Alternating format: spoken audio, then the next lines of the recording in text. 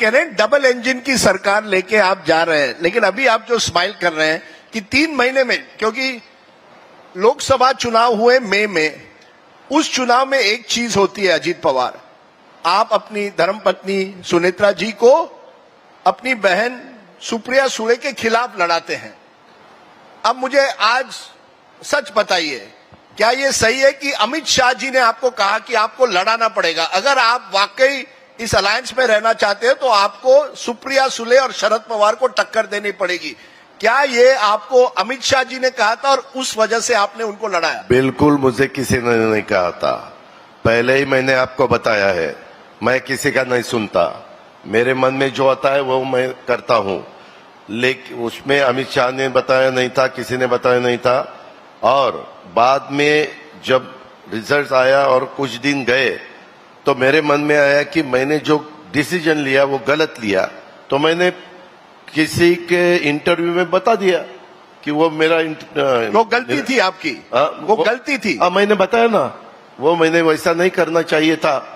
बाद में जो काम करता है ना वही गलती करता है, जो काम ही नहीं करता है उसकी गलती होती ही नहीं है, वो काम ही नहीं करता। नहीं, पर ये बताइए, जिस तरह से ये पूरा प्रकरण हुआ, एनसीपी टूट गई, आप अपने ही, मैं किस तरह से उनको कहूं, आपके गुरुजी कहूं उनको, शरद पवार जो है जिन्होंने आपको एक तरह से राजनीति में लाया, उनके खिलाफ आप चले गए, आपने एनसीपी को तोड़ा, फिर आप अपनी पत्नी को सुप्रिया के खिलाफ लड़ाते हैं बारामती में। क्या कहीं ना कहीं जब आप रात को सोते हैं तो सोचते हैं यार ये गलत किया, शरद पवार के जो इतने साल से मेरे बेनिफैक्टर थे, मेरे गुरु थे, उनके खिलाफ मैंने बगावत की, ये भी सोचते हैं? ये बगावत वगैरह कुछ नहीं की, आप गलत पूछ रहे हैं। मैंने बहुत दफा बताया, अभी वो जो इशू हुआ है उसको 1 साल हो गया, वो बार बार उठाने की कोई जरूरत नहीं है। No regret. मैंने तब बताया था, हमने बहुत दफा, जब उद्धव जी ठाकरे का गवर्नमेंट अभी जाने वाला है, मेजॉरिटी वो उनके हाथ में नहीं रही थी, खुद एकनाथराव जी शिंदे चीफ मिनिस्टर ने कुछ विधायकों को लेके वो बाहर सूरत गए थे। तब हमें पता चला, मैं मंत्रालय में बैठा था कि अभी ये गवर्नमेंट जाएगा।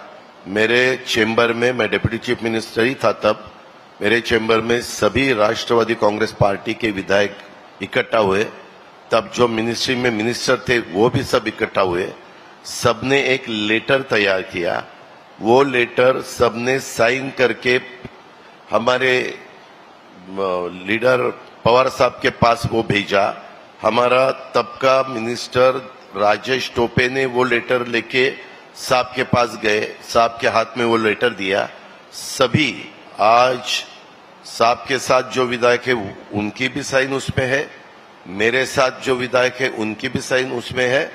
और वो बताया कि अगर बीच में 2.5 साल में कोरोना करीबन 1-1.5 साल चालू था, कुछ ज्यादा काम हुआ नहीं डेवलपमेंट का, हम जिस कॉन्स्टिट्यूंसी में आगे आते हैं तो लोगों को लगता है कि कुछ ना कुछ काम वहां होना चाहिए, वो काम नहीं हुआ है। इसीलिए हम, जैसे आपने 2014 में से बाहर से सपोर्ट किया था भारतीय जनता पक्ष पार्टी को, फडणवीस चीफ मिनिस्टर बने थे, तो हम चुनाव का रिजल्ट चालू था, क्लियर रिजल्ट आया नहीं था, तो ही डिसीजन मेरे ख्याल से प्रफुल्ल पटेल साहब ने प्रेस कॉन्फ्रेंस ली और बताया हमने बाहर से सपोर्ट किया है, गवर्नमेंट कोई भी हंग असेंबली आ रही है तो हमारा इनको सपोर्ट है। और वो सपोर्ट देने के बाद हमें कहा गया कि सब जाओ देवेंद्र के। नहीं, तब तो 2014 की बात है। हाँ। आप कह रहे हो 2000। सुनो, वो तब हुआ।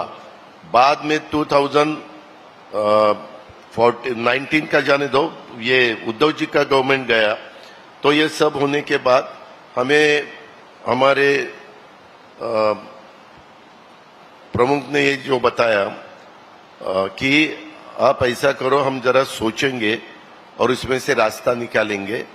सभी का कहना था। फिर ऐसा हुआ कि वो रिजाइन करेंगे, मेरे ख्याल से 1 में या 2 में तारीख थी, और रिजाइन करने के बाद वहां नया पार्टी का प्रेसिडेंट बन जाएगा 2-3 दिन में।